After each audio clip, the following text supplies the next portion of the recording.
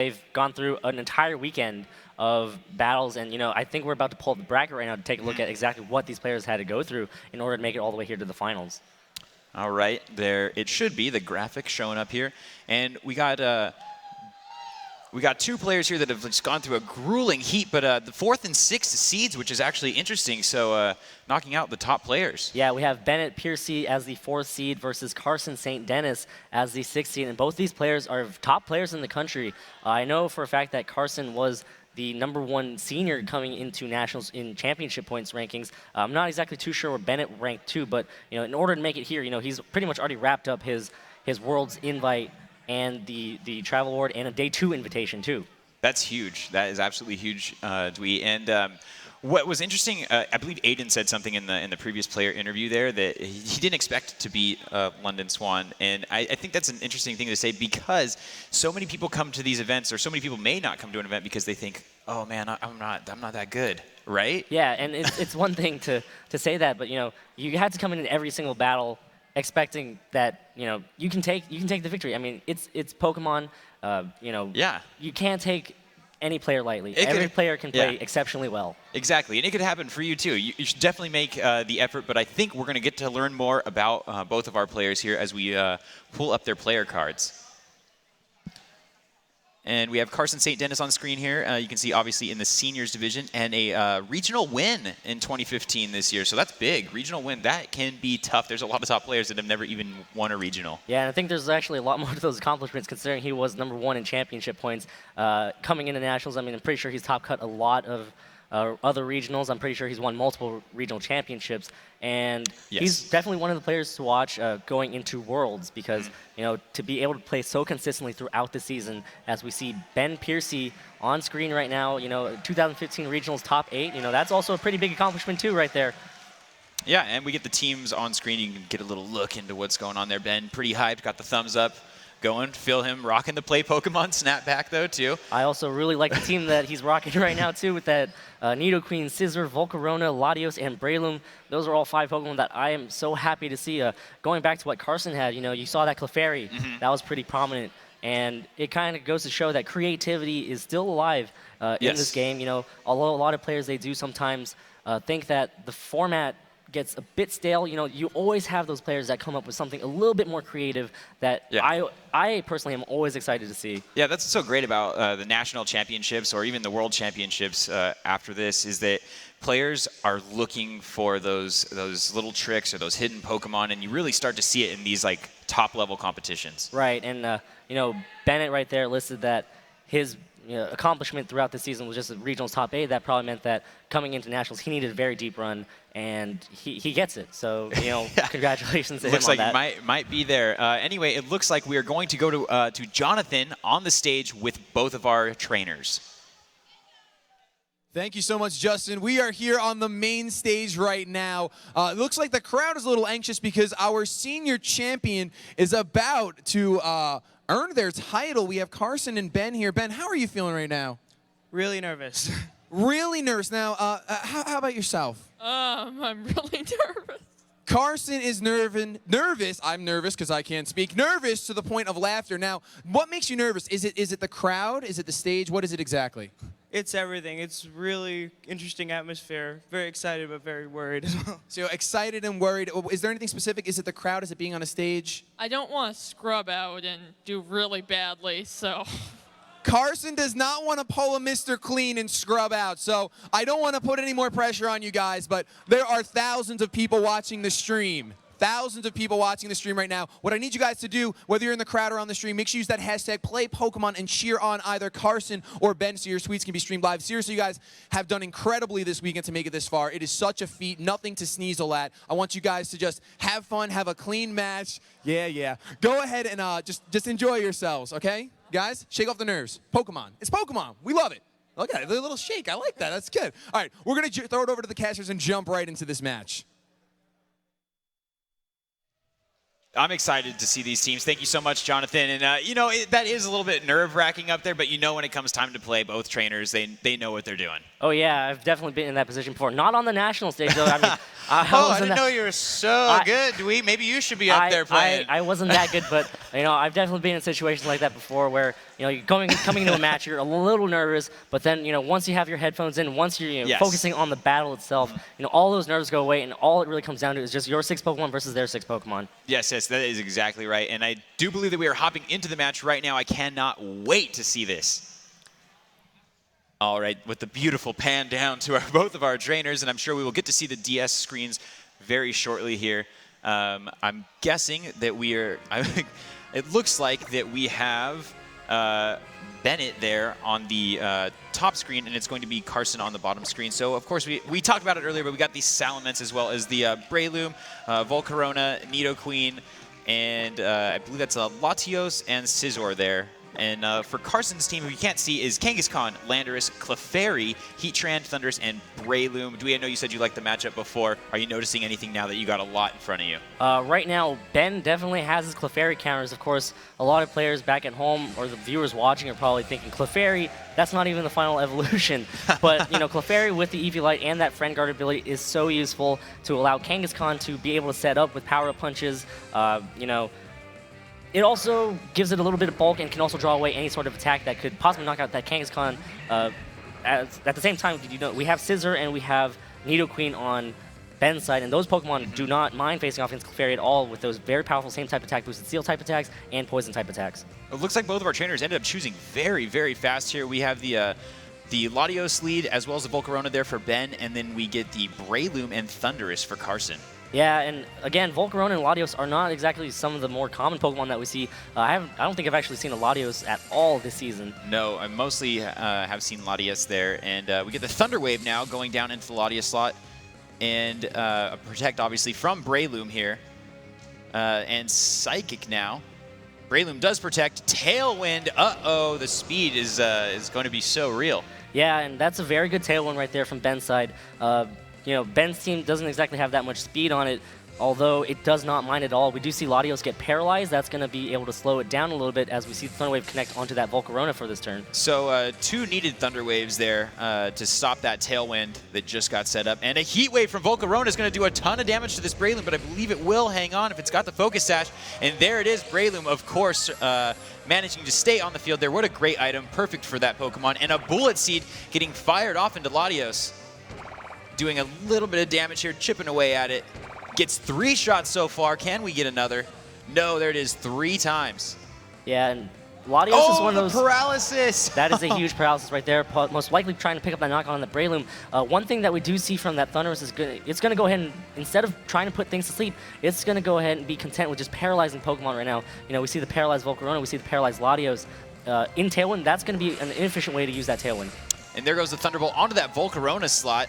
Bullet Seed again from Breloom, outspeeding that Latios there. Hitting twice so far. Maybe he gets another 3. Let's see. No, it's going to only get the 2 this time. Will it hit through the paralysis? Yes, Psychic is being used into the Thundurus slot, doing a lot of damage. Takes it down to 6 HP and gets the Citrus Berry, bringing it back up by 1/4 health, and is in the yellow now. Volcarona is paralyzed. Unfortunately, cannot get rid of that Breloom. Yeah, and that is... You know, something that if you're Ben, you don't want to see.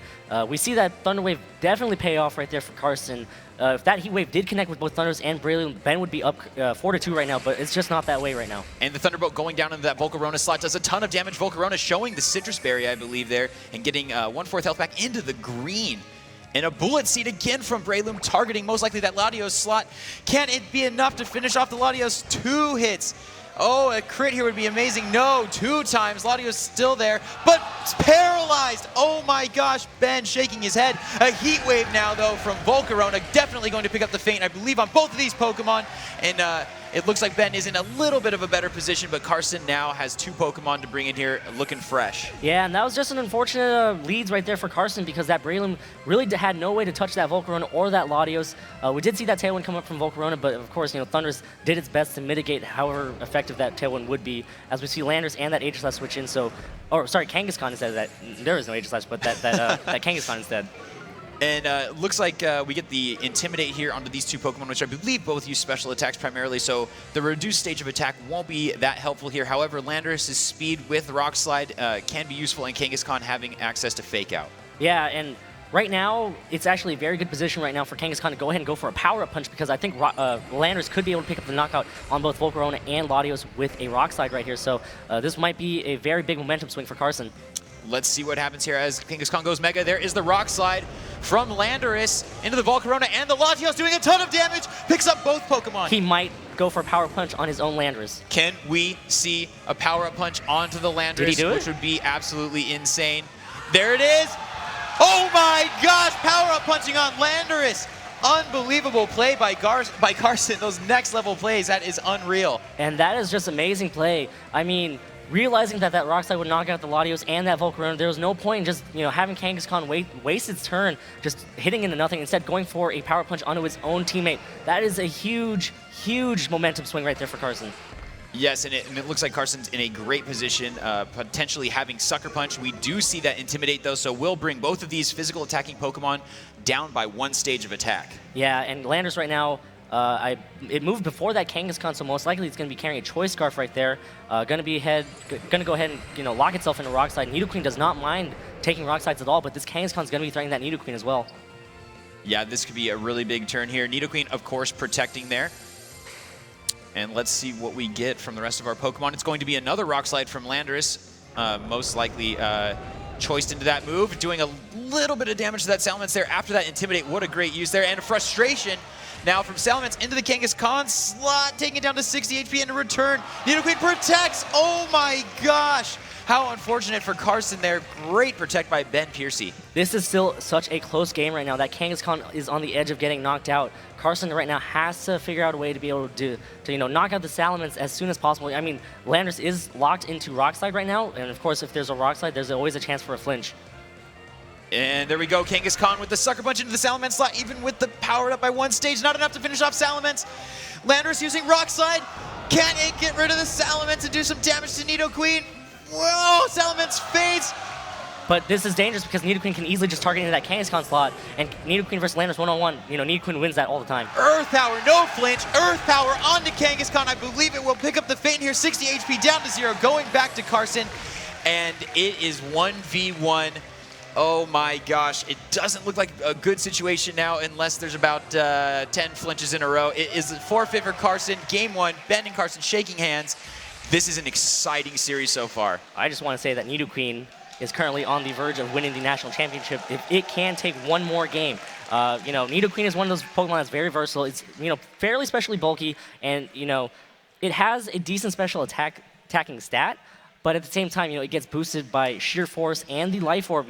That's going to be giving it a massive boost to its attacking power, while at the same time, it has access to such a good move pool in, that Poison typing, that Earth Power that we saw. It also has access to, Ice Beam, Fire Blast. It has, I think it has access to Thunderbolt before, too. Dwee? So, it's a good Pokemon. It has a very versatile move pool, and that's one of the reasons why this Nidoqueen right now is going to be giving Carson a lot of problems, because, we saw it be able to take on that Landers, and Carson right now might have to be a bit more careful about what he decides to lock his Salamence into, since it is going to be Choice Scarf. I'm wondering if Carson will be a touch more aggressive in this particular matchup now. After using a lot of the Thunder Waves there and trying to kind of slow the Pokemon down, is it time to just clear the board?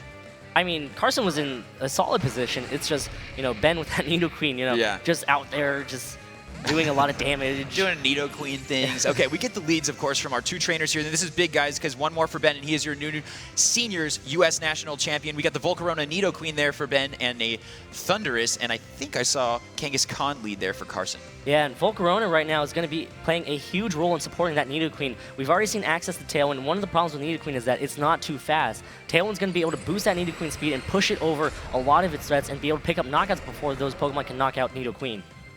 All right, Kangaskhan going Mega there for Carson.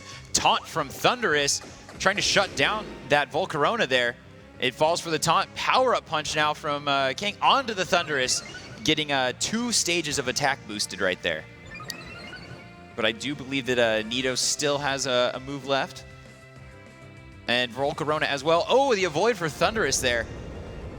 Kangaskhan taking quite a bit of damage from that Volcarona, and an Ice Beam from Nidoqueen, targeting the Thundurus slot. Super effective! Gets the feint on Thundurus. Oh my gosh, the power of the Nidoqueen. You're seeing it here. I told you so, Justin. I believe. I'm sorry. I didn't mean to doubt you, Dwee. I didn't mean to.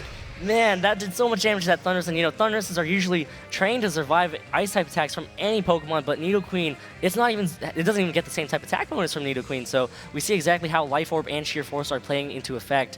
We do see Heatran come in. Heatran is not going to enjoy facing off against Nidoqueen, but Kangaskhan currently at 2 stages of increased attack will be able to pick up a knockout most likely here. That was a very smart taunt right there from Carson onto that Volcarona. No longer can it go Rage Powder, no longer can it go Tailwind, so Volcarona's going to have to go on the offensive, but instead it's just going to switch. Yeah, it looks like that's the right call for Ben here, reducing Kangaskhan's attack, of course, getting that Intimidate off into both of those slots there. Won't do much to the Heatran, since Heatran most likely using special attack moves. We get the Protect on the Nidoqueen. Who did Carson target is the question. Return from Kangaskhan into the Nidoqueen slot. Ben protects. Substitute, though, for Heatran, putting up a little safety wall. Yeah, essentially a free substitute right there at the cost of Kangaskhan getting its attack stat dropped by 1 stage. So right now, it's currently at 1 stage of increased attack. We did see the Volcarona switch out, so most likely Ben wants to keep that Volcarona around to provide a little bit more support for that Nidoqueen. Possibly come in, and since that Thundurus is no longer going to be a threat to taunt that Volcarona, easily set up a Rage Powder or easily set up a Tailwind as well. It looks like we get the switch on the Nidoqueen, from Ben there, bringing Volcarona back into the party here. Salamence going Mega, and it is getting very, very close here. Dwee, Ben, 1 win away from being the next US National Champion. Let's see what we get from our trainers here. Frustration, again from Salamence, into the slot of the Kangaskhan, doing a ton of damage here, and gets the Mega. It's going to faint and go back to Carson here. And then Earth Power, though, from Heatran onto that Volcarona slot. Will do a decent amount of damage here, but only about 30%. And a little bit of health back from those leftovers. And even though Volcarona does not enjoy facing off against this Heatran, I mean, Volcarona doesn't have anything really that it can do. Most Volcaronas, we've already seen the Tailwind. Most likely it has Rage Powder to provide more support for that Nidoqueen as we see Landorus Arian come in. Volcarona right now, it's just out there. I don't think Ben really needs it too much anymore, and instead he's probably going to sacrifice his Volcarona, maybe get up a Tailwind if he can, in order to get more safe switches in after Volcarona gets knocked out. You're exactly right there, Dwee. It looks like we do see Carson outspeeding, getting the Rock Slide off here into the Volcarona slide, manages to finish it off. Salamence down about 40% here, so a great play. Will the Salamence flinch is the question. No, frustration from Salamence into that Heatran slot, and maybe we'll break the substitute here, I believe. No, still behind the substitute. Heat Wave, can we get a burn after this damage? Down into the yellow, no burn, I believe, but great, the substitute is still up. That is absolutely huge for Carson. That is the most critical turn of the game, I think. Yeah, and one of the reasons why Ben really decided to target down that Heatran with that substitute, with that frustration, that not very effective frustration, is simply the fact that, breaking that substitute from Heatran, making sure that it's not hiding behind it, gives Nidoqueen an opportunity to come in and just go ahead and go for the Earth Power to knock out that Heatran. So very good call right there from Ben. Unfortunately, that just did not break this up. Oh, Latios outspeeding, getting the Ice Beam off, taking Landorus down to 0 HP. It's going to go back to Carson. The Landorus is gone. It's Heatran against the world. Frustration from the Salamence going into that substitute, and I believe it will finally fade. Oh my gosh, Latios doing work. Another substitute, though, getting back into safety here. I can't believe what I just saw. That was absolutely insane. A very good call right there, and right now Carson knows that Ben's Latios is going to be Choice Scarf since it did outspeed his own Landorus. So Latios right now going to be locked into Ice Beam, and Heatran, we've already seen that it can take 2 frustrations in order for it to get the substitute faded. So right now, Heatran's just going to go ahead and try to keep that substitute up and slowly chip away with Heat Waves. I believe that was a great switch there by Ben, being able to maybe reset the Latios. We see Nidoqueen come back in. Frustration again from Salamence. Will it be enough? I don't think so, because we saw, oh no, faints the substitute. Ouch, brutal there. Heat Wave hitting back, though. It did do quite a bit of damage, so I think we will see the Salamence fall this turn, but no, it hangs on by a thread in the red, and a little bit of health back from leftovers onto that Heatran, and Nidoqueen looks to be in a great position. Yeah, Nidoqueen right now going for that Earth Power on that Heatran slot will be able to pick up the knockout. We've already seen the leftovers, so there's not going to be a Shuka Berry. But of course, Nidoqueen's hitting really hard. I'm not even sure if that Shuka Berry would even make a difference after the Salamence frustration. That frustration from Salamence there. Earth Power now from Heatran into the Nidoqueen slot. Doing enough damage to, I think, pick it up. Oh my gosh, there's only 2 Pokemon left for Ben. and it doesn't look like Frustration is doing much damage at all after that earlier Intimidate from Landorus, and a little bit of health back onto the Heatran. This match is not over. Carson looks to be trying to even this up. Yeah, and I might have spoken a little bit too soon right there. I wasn't exactly sure about how the Nidoqueen and this Heatran were trained. So this is actually a very fast Heatran right here, and that's going to be good information to Ben if this does go to a game 3. And it depends on what this Latios knows right here. Great protect from Carson here, scouting out his opponent, locking it into Psychic there. Salamence using Frustration again. It could go any way at this point. It's looking incredible. This match is insane. Yeah, and Heatran right now can't get too caught up in setting up substitutes because, we've seen the frustration, at first we saw it take 2 frustrations, but, after the second substitute came up, we only saw 1 frustration needed. So it's still anybody's game right now. It depends on how things go. A big Psychic there, taking it down to 70 hit points. Frustration now from the Salamence as well. Oh my gosh, I believe that might be a crit. It's a crit taking out the Heatran, and Ben Piercy is your new US National Champion in the seniors division. Congratulations to both competitors. Oh my gosh, I couldn't handle another one. I couldn't handle another match. That was epic. Well, I guess Nidoqueen's been crowned national champion. Yes. The queen has been crowned, Dewey. Oh my gosh. I loved everything about that match. It was just a thrill ride the entire time. It was really intense, and Ben's team, I just want to stop to talk a little bit about it. We've seen a lot of things that we haven't seen before. Woosah. Nidoqueen was probably a very huge factor in Ben being able to pick up a lot of knockouts right there. And we saw the Ice Beam. The Ice Beam, absolutely huge. Right. And it just put so much pressure on that Heatran. And, Volcarona also played a very good support role. We've seen the Tailwind, and I definitely understand where that Volcarona was going for. Set up that Tailwind and allow Nidoqueen to be able to go ahead and be faster than its threats. If that Tailwind was still up when that Nidoqueen versus that Heatran happened, yes, Nidoqueen would not have been knocked out. So, very well-built team right there from Ben's team, from Ben's side. But you also have to applaud Carson for such a well-fought battle. I mean, he is the #1 trainer in the nation. Yes. In the seniors division coming into this tournament, and he played exceptionally well to come all the way here in the finals with that team. We didn't see Clefairy, but he still had a very solid team, and he showed a lot of very solid plays that I would not have made. Not the fact that it's a bad play, but it was a great play. It's just I wouldn't have had the courage to make those plays. Power punching your own Pokemon, that's a very risky move. So risky. Yeah, and he did it twice. So I'm just proud of both these players, and there's so much more to come. They're both ready for the World Championships, obviously. Absolutely incredible. I'm going to have to find some words to say because we have our national champion who will be joining me on stage for an interview after this quick break. Thank you, Dewey, so much for joining me on stage here, man. That was an absolute blast. We will see you guys in just a second.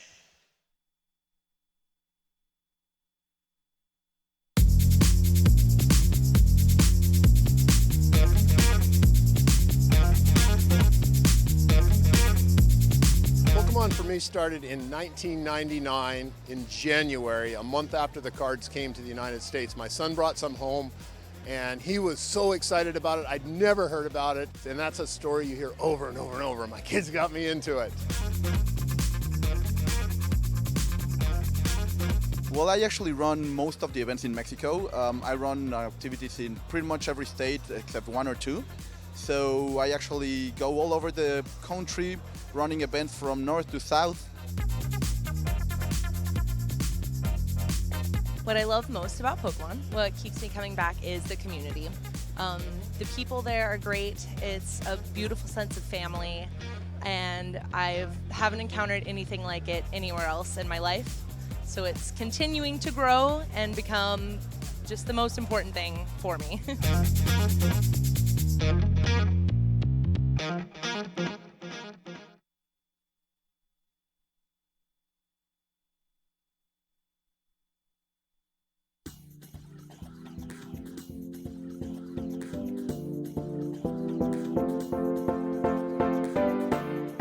From Orlando, Florida. Mattawan, New Jersey. Nashville, Tennessee. San Jose, California. Russellville, Arkansas. I play Pokemon with my sister and my brother. I usually play with my cousins or any other player that's from Texas. I play with my friends Logan and Zach. He's one of my rivals, actually. I play with him. I play all the time. That's probably the thing I do the most is play Pokemon. Probably like 3 times a week. Just get out and play. I just play when other people need to play test. Oh, over the course of 2 weeks, I'll probably play about 100 games. I I traveled with my mom. I came with my boyfriend. I travel here with my friends Pat and Jane. I travel with my boyfriend and his 2 parents.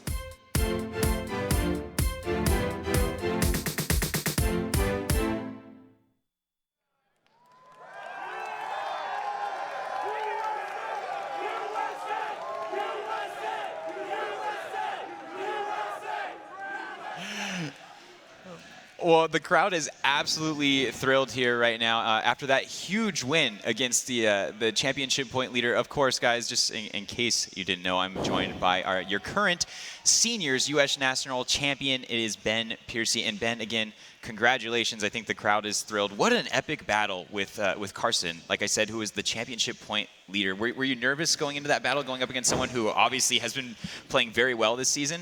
Yeah, I was super nervous. I actually played Carson at the Seattle Regional, and it wasn't my best game. Wasn't even close, really. So I'm glad I've improved this much over time.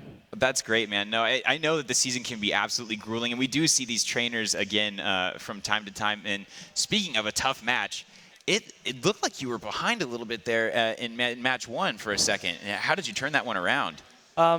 I don't know. I just had a really good team, I guess.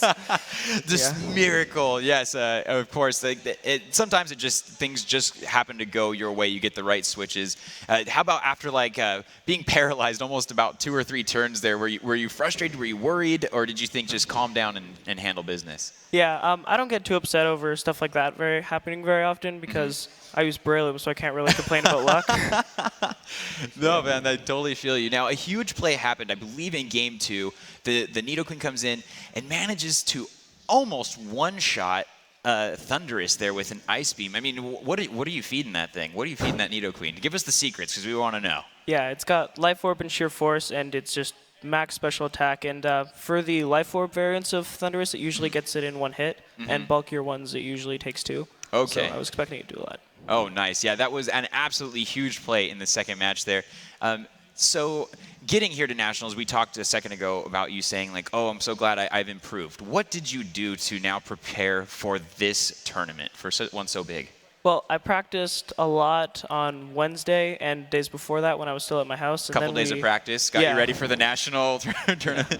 No, so you practiced a couple days before, and anything else went into that with friends, or how did you pick the team and other things like that? I've been using this team for a really long time, so I didn't have to do any of that recently, which was really helpful. And I don't have very many friends who play VGC as well, but I'm online playing hours every day. So. Yeah, of course. That's cool. Yeah, that's the thing that happens sometimes. A lot of trainers keep that same team and make little adjustments. Maybe, this Pokemon should maybe have a little bit more defense or things like that. So it's nice that you really get familiar with the team over the course of a season. Was that the same team you used back at the regional as well? Almost entirely. 4 the same and changed 2. Yeah. Wow, and then had a commanding victory here, of course, 2-0.